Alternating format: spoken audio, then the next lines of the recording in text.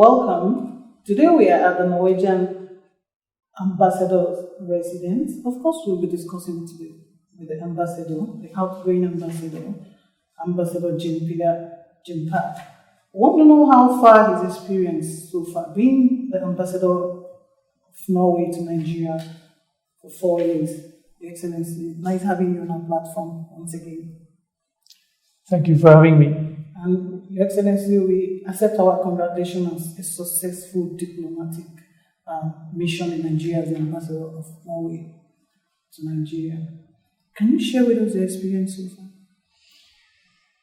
As I said just before we started talking, my experience with Nigeria goes back 25 years.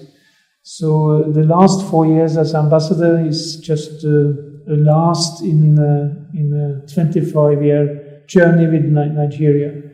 I was working as a desk officer in Norway during the Abacha regime, and with the democratic movement, looking for re-establishment of democracy in Nigeria. And as a desk officer, I worked with the democratic forces at the time, including the current governor in Ekiti State, Kayode Fayemi, Wole Soyinka, as everyone knows, and with the Nalicon and Radio Kudirat, which transmitted from Norway at that time.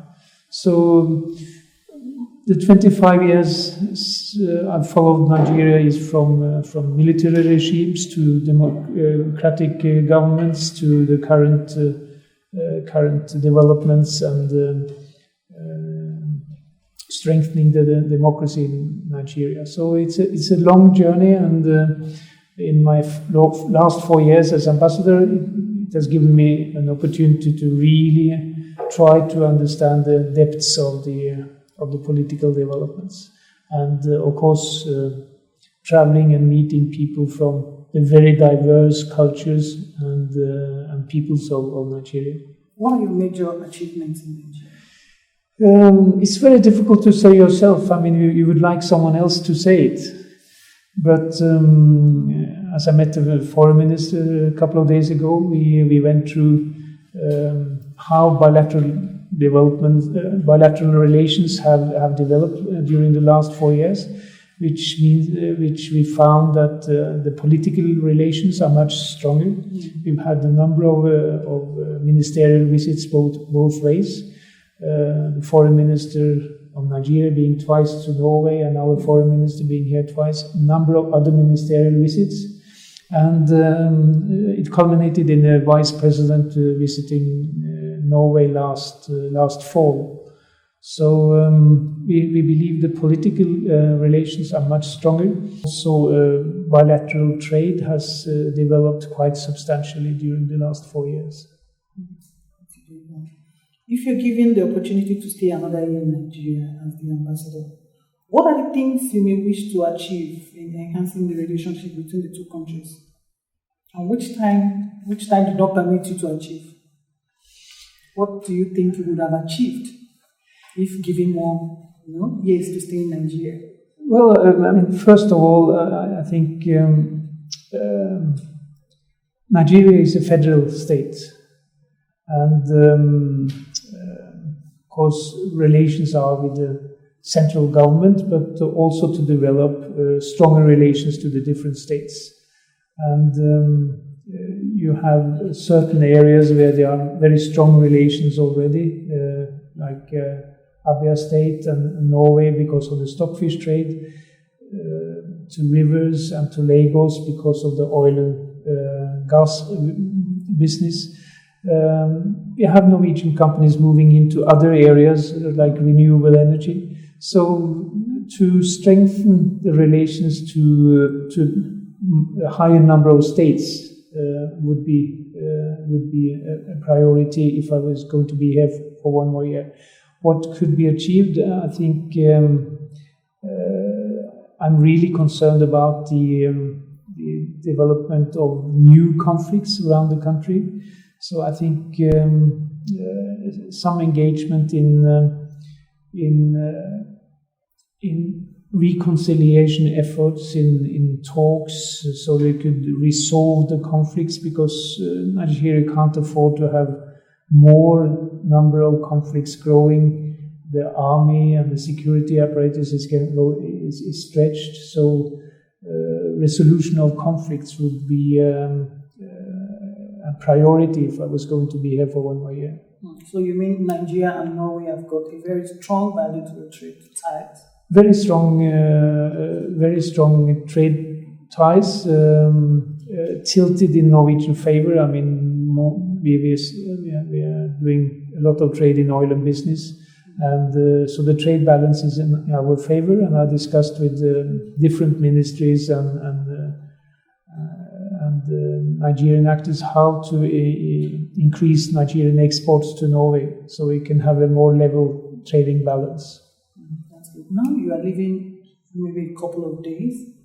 What advice do you have for your successor on how the relationship between Nigeria and Norway can be improved?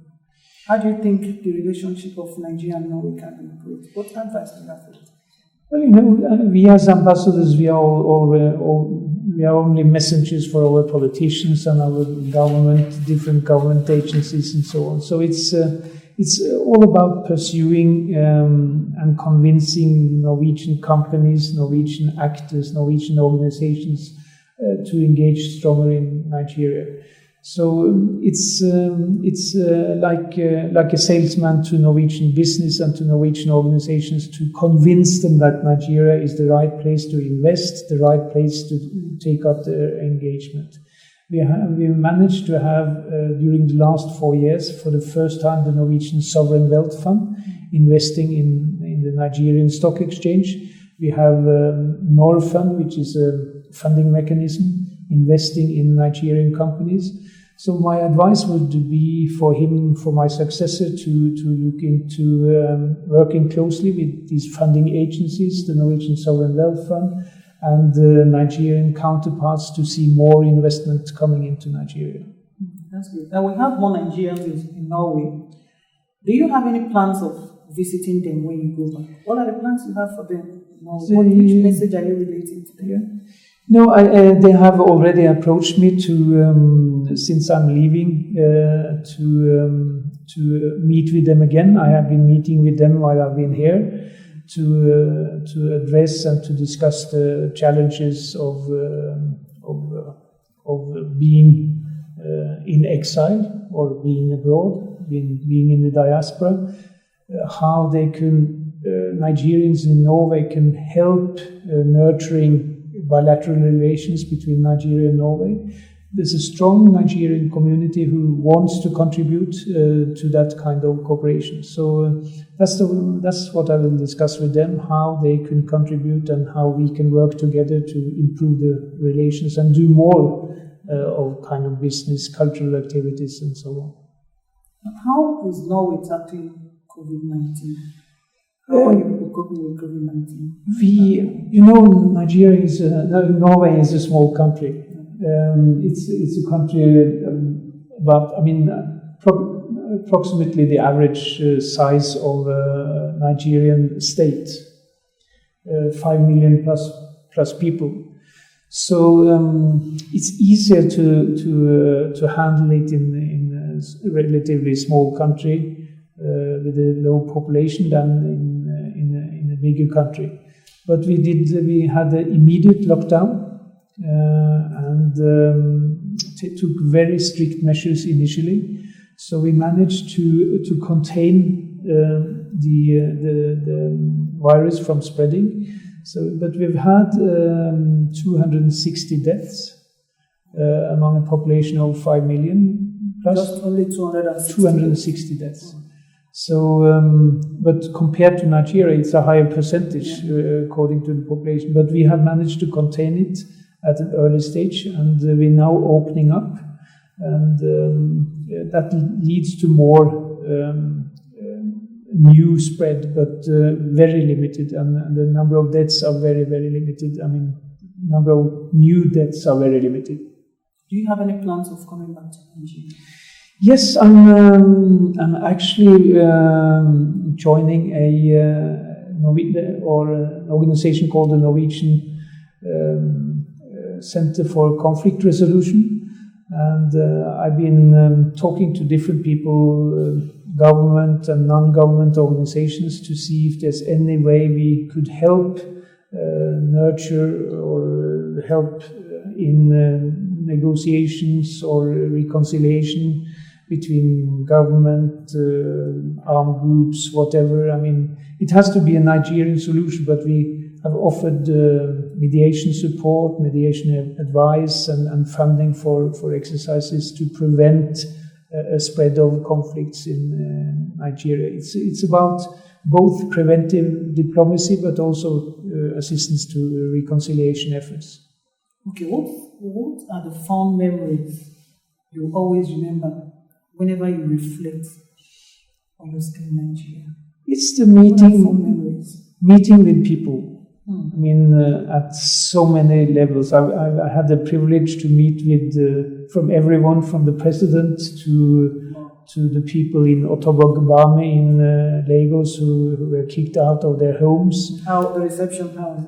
And I mean, it's such a warm reception, and meeting with the IDPs in Borno. I mean, so at every level. And what I really have enjoyed is also traveling to the states, different states, to see for myself how diverse this country is, the different possibilities, and how people are tackling life and the challenges, and how they are moving the country forward in the different states. A different approach, different places, but always, wherever I travel, they're very, very warm welcome.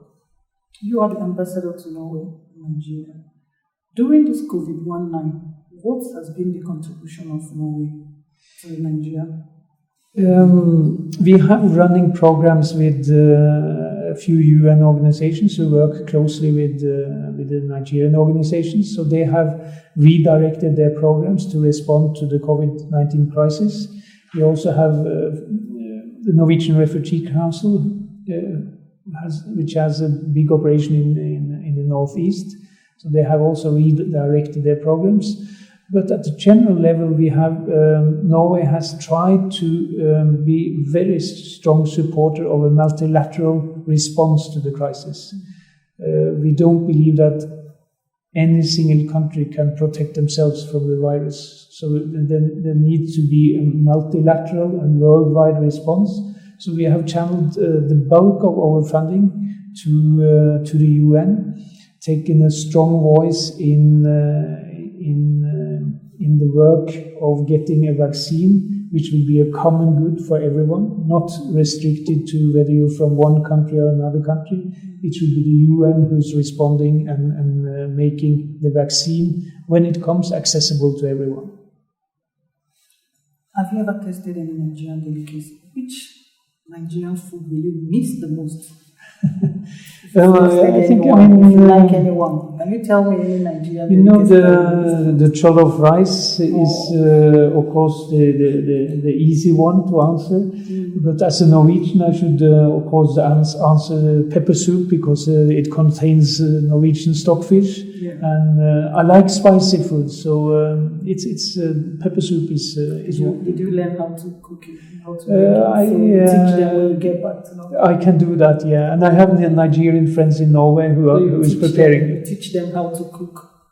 No, they teach me. They teach you. They teach me. Okay. What's your farewell message to your friends, colleagues, and associates in Nigeria? I know they're definitely going to miss you, especially Supremacy. I know we'll miss you, and other media houses as well. I think there's different messages, but for me, the importance of the press to safeguarding democracy, the freedom of the press, to human rights, and for development is extremely important. So my message to my friends in the press is to keep up the good work, because you're absolutely crucial to continuing the positive development. And then one particular message I've been trying to get across to friends in political life and everywhere is that politics is 20% politics and ideology. The important thing is to organize yourself so that you can stand for your rights and have development through a very organized manner.